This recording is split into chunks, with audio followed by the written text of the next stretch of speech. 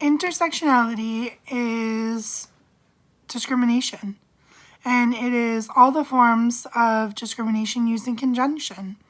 It could be wage and womanhood used in conjunction. It could be racism and education used in conjunction. It could be racism, womanhood, and education used in conjunction.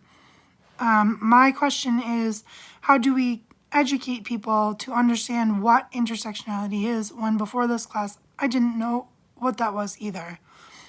And actually this past weekend I had a long conversation with my friend who happens to be a woman, happens to be Jewish, and happens to be in a situation where she's at work and she's dealing with this right now.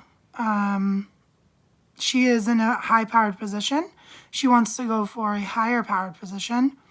She has a lot of contacts and connections, but she's actually being told to be quieter, both in her position and because her voice is loud.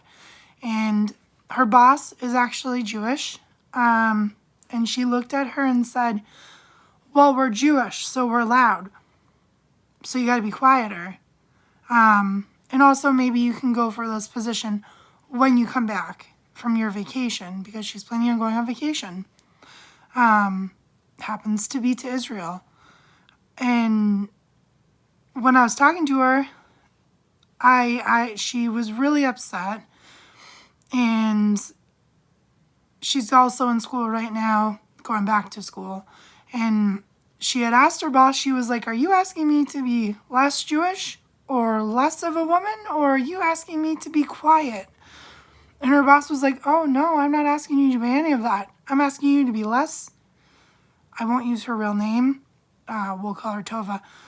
But she was like, I'm asking you to be less Tova, which is like a combination of all the things that she is. So it's interesting that the class that we're in right now is happening in real life. And how do we help that from stop happening?